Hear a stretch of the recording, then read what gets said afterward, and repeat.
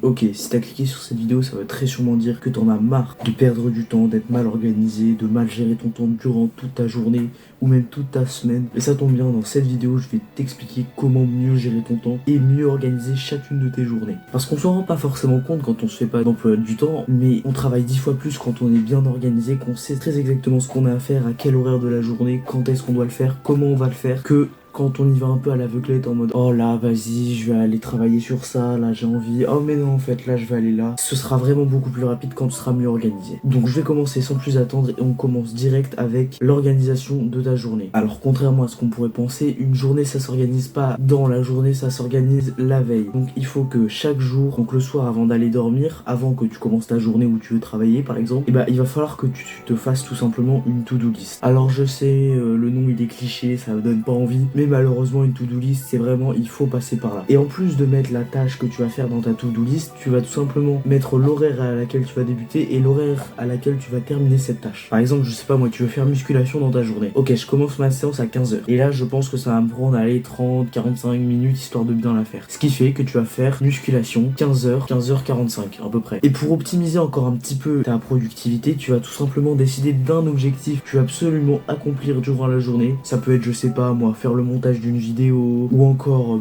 comme je viens de le dire, musculation, partir courir, etc. En gros, tu dois prendre un objectif qu'il faut absolument que je fasse pendant la journée et ensuite tu vas en ajouter un ou deux en fonction de comment tu le sens. Et cet objectif ou ces deux objectifs vont être secondaires. C'est-à-dire, il faut que tu les accomplisses, mais priorité au premier objectif. Ce qui fait que par exemple, admettons, tu veux commencer ta journée tranquillement et tu vas donc commencer avec un objectif secondaire qui peut par exemple, je sais pas moi, faire ta miniature YouTube. Donc tu fais ta miniature YouTube de 10h par exemple à 11h30. Ensuite, l'après-midi, après que t'aies mangé et tout, tu vas faire ta petite séance de musculation, ta tâche principale de la journée. Donc tu vas terminer la journée tranquillement en faisant ta deuxième tâche secondaire. Ou même sans faire ça, tu peux par exemple aller lire un livre. Alors attention, lire un livre, c'est pas une tâche chiante à accomplir, donc ça compte pas comme un objectif. Tu peux le faire en dehors de tes objectifs, quand t'as du temps libre par exemple. Pour vous faciliter la tâche pendant que vous faites vos objectifs, je vous conseille vraiment de faire une petite liste à côté avec comment est-ce que vous allez le faire, donc avec quoi vous allez commencer, parce qu'en décomposant votre objectif, ça va être beaucoup plus rapide et simple à obtenir cet objectif. Donc ce qu'il faut retenir pour organiser vos journées, vous les organisez la veille en listant 3 objectifs à peu près, dont un principal, et ces 3 objectifs vous allez les décomposer pour les réaliser plus simplement. Surtout notez les horaires auxquels vous faites chaque truc. Ensuite on va passer sur un truc un peu négligé, c'est-à-dire l'importance des routines hebdomadaires. Comment est-ce que tu organises ta semaine globalement? Alors personnellement moi je l'organise de telle manière à ce que je marque lundi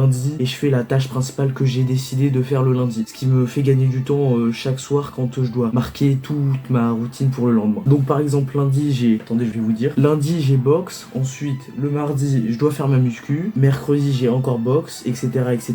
Donc ce que vous allez faire vous pour organiser votre semaine, ça va tout simplement être de marquer la tâche principale que vous avez à effectuer chaque jour. Comme je vous l'ai dit, par exemple pour moi, lundi ma tâche principale c'est aller à la boxe après les cours, ensuite le mardi je dois partir faire de la musculation, etc. etc. Et ensuite ça vous faites ça pour toute la semaine, vous écrivez la tâche principale de chaque jour et normalement ça vous facilitera un peu la tâche quand chaque soir vous devrez écrire votre routine du lendemain. Ensuite cette fois-ci on va parler de comment organiser son mois voire son année pour ceux qui voient vraiment dans le futur. Ça c'est un point qui est assez chiant à faire mais il peut être très simple à faire comme il peut être très compliqué à faire. Ça va vraiment dépendre de votre organisation et de comment vous allez le faire. Alors là vous vous en doutez, vous n'allez pas lister toutes vos actions durant une année complète, c'est tout simplement pas humain de faire ça. Ce que vous allez faire ça va tout simplement être de noter vos objectifs pour cette année par exemple, vu que là on arrive en 2024. Vous allez faire comme quand vous organisez votre journée, vous allez écrire l'objectif, vous allez écrire toutes les étapes qui vont vous mener à l'obtention de cet objectif, ce qui va vous faciliter la tâche et donc ensuite vous allez décomposer chaque étape, chaque jour etc, voire chaque semaine et comme ça normalement ça vous évitera de foncer tête baissée sans rien voir et comme ça vous serez plus rapide pour vos objectifs et surtout vous augmentez grandement les chances de les atteindre. Vous allez avoir comme objectif d'aller courir un 10 km d'ici 2 trimestres à peu près, je crois ça fait 6 mois, 7 mois je crois. Oh non, 6 mois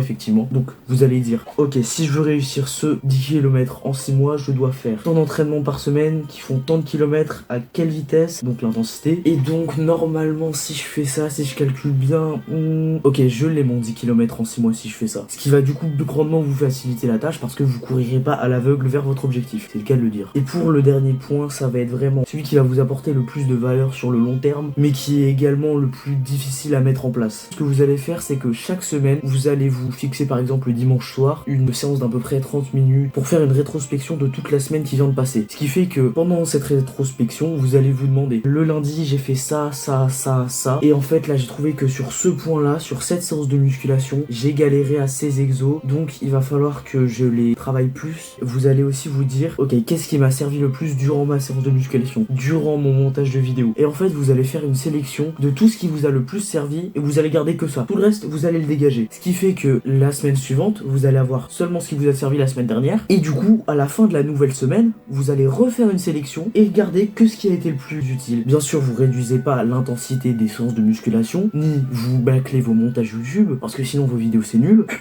À force de faire ça chaque semaine, donc mois après mois, et potentiellement année après année, si vous le tenez assez longtemps, et bah vous deviendrez tout simplement un monstre de travail. Vous allez pas forcément travailler plus, vous allez travailler beaucoup plus efficacement, et c'est ça qui est important. Il faut travailler dur, bien sûr, mais il faut pas que travailler dur, il faut aussi travailler dur et intelligemment. Et c'est pour ça qu'en faisant une sélection à la fin de chaque semaine, vous allez travailler de mieux en mieux au fil du temps qui passe, et donc ça vous aidera à atteindre vos objectifs. Bref, sur ce, j'espère que la vidéo t'a aidé. Moi en tout cas j'ai kiffé la faire, sauf le montage comme d'hab. C'était Sirmley, je te dis à plus dans une prochaine. Ciao.